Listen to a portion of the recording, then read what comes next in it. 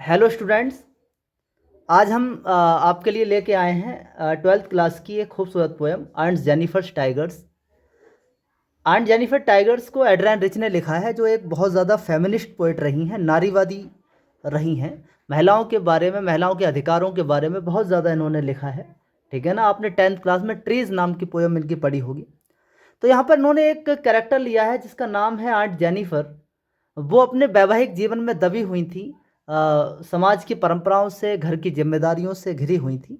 उनके मन के कुछ ख्याल थे, इस पोयम में बताया गया है। ठीक है ना। एक इसको स्टैंजा वाइज पढ़ते हैं।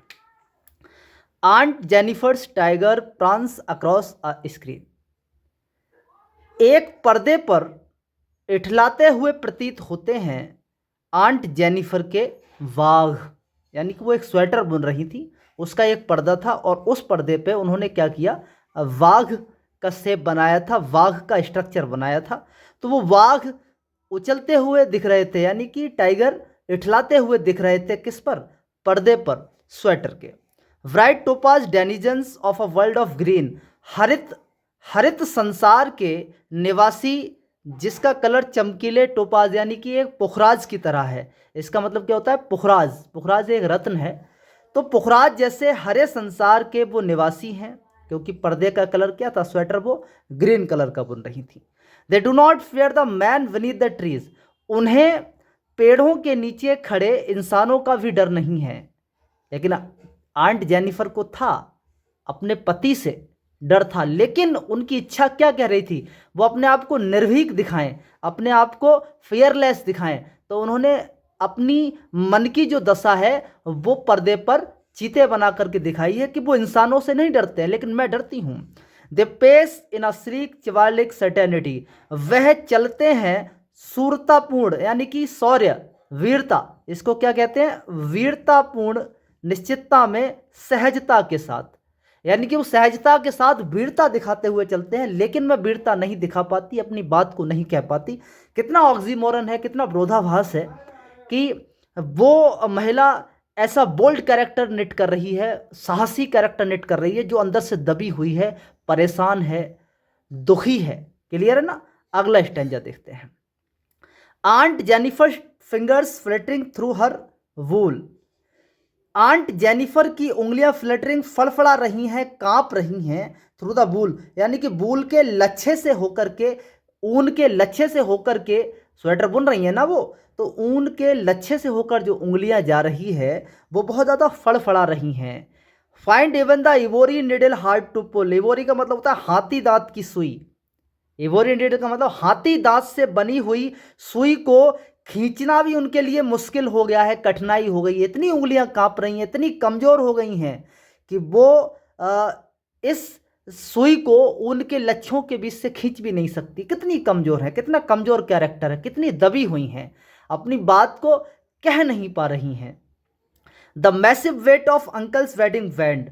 वैसे बहुत बड़ा बोझ अंकल्स वेडिंग बैंड, अंकल की शादी की जो अंगूठी उनके हाथ में है उसका बहुत ज़्यादा बोझ है, उनके ऊपर वर्डन आ गया है, शादी के बंधन में बंधी हुई हैं, कुछ भी नहीं कर सकती, वो आज़ाद नहीं है। Sits heavily upon aunt Jennifer's hand. जो आंट जेनिफर के हाथ में बहुत ज़्यादा भयंकर लग रहा है, बहुत ज़्यादा बोझिला लग रहा है, बहुत ज़्यादा बोझ लग रहा है। यानी कि आज जो शादी का बंधन है उनके लिए बोझ लग रहा है, क्योंकि वो उसके तले दब गई हैं। तो उन्होंने एक कैरेक्टर निट किया है टाइगर का, और ये टाइगर कहाँ पर उछल कूद कर रहे हैं? पर्दे पर उछल कूद कर रहे हैं। क्लियर है ना। आगे देखें। When aunt is dead. जब चाची मर जाएंगी, हर टेरिफाइड हैंड्स, उनके डरे हुए हाथ विल्लाए शिथिल पड़ जाएंगे, बिल्कुल शिथिल पड़ जाएंगे। बिल्कुल वो भी काइनेटिक एनर्जी उनमें नहीं रहेगी, गतिज ऊर्जा नहीं रहेगी, यानी निश्चेत हो जाएंगे, चेतनाहीन हो जाएंगे। Still ring with ordeals. लेकिन ऑडियल्स का मतलब परीक्षाएं, कठिनाइयाँ। She was mastered by. लेकिन उन्हें ये जो परेशानियां हैं वो अब भी घेरे रहेंगी। वो मर जाएं लेकिन उनके जो बंधन हैं वो आज भी बंधे रहेंगे। Tigers in the panel that she made. जिस पर्दे पर उन्होंने टाइगर बनाया है, जिस पे जो टाइगर बनाए हैं विल गो ऑन प्रांसिंग, वो अब भी निर्भीकता के साथ अनएफ्रेड बिना डरे हुए पेश करते रहेंगे, इठलाते रहेंगे, लेकिन आंट जेनिफर मरने के बाद भी इस बंधन से मुक्ति नहीं पाएंगी। क्लियर है ना? ठीक, ये हमारी पोएम का एक्सप्लेनेशन हो गया। इसकी कुछ पोएटिक डिवाइस की बात करते हैं। ठीक है, कुछ इंपोर्टेंट पोएटिक डिवाइस इसमें दे रखी होती हैं।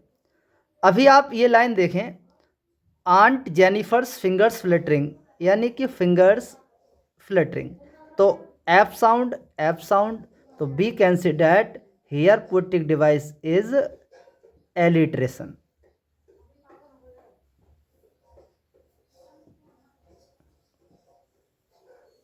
कौन सी पोएटिक डिवाइस हो गई? एलिट्रेशन। क्लियर? और देखते हैं, अभी हम यहां पर देखेंगे when aunt is dead her terrified hand. अब एक बात बताइए आप, किसी के हाथ डरे हुए होंगे, क्या वो व्यक्ति डरा हुआ होगा? जब हमें कोई भी चीज़ ट्रांसफ़र कर दी जाती है एक क्वालिटी से दूसरी क्वालिटी पर, तो यहाँ पर एक पोएटिक डिवाइस हो जाता है ट्रांसफर्ड एपिथेट। कौन सा हो गया बेटा? ट्रांसफर एपिथेट, यानी कि वो डरी हुई थी, उनके हाथ डरे हुए नहीं थे। आप जैसे स्लीपलेस नाइट्स कर दो आप, तो आप बताइए नाइट स्लीपलेस होंगी या व्यक्ति स्लीपलेस होगा? क्लियर है ना?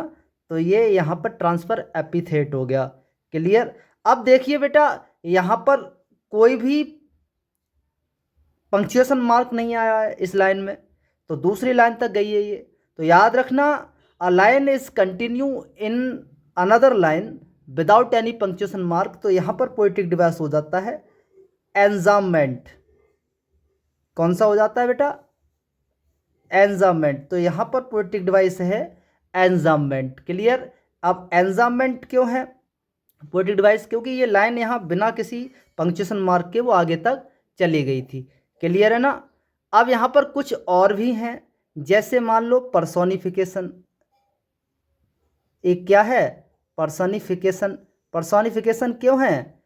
क्योंकि यहाँ पर टाइगर को ह्यूमैनिटी, यानी कि ह्यूमनिक पावर दिया है, एम्पावरमेंट दिया है ह्यूमैनिटी के लिए, यानी कि जो क्वालिटीज़ ह्यूमन की होती हैं, इठलाना, वो टाइगर के लिए बताया गया है, तो पर्सोनिफिकेशन हो गया। क्लियर है ना? अब मेटाफर भी है यहाँ पर, यानी कि मेटाफर का मतलब होता है टाइगर को एक साहसी एनिमल के रूप में इंडिकेट किया गया है, तो वो एक मेटाफर हो गया। क्लियर है ना? तो ये हमारी पोएटिक डिवाइस हो गई। क्लियर? आप इसको थोड़ा अच्छे से पढ़ेंगे। ठीक है ना? हमारी पोएम ये यहाँ पर ख़त्म हो गई।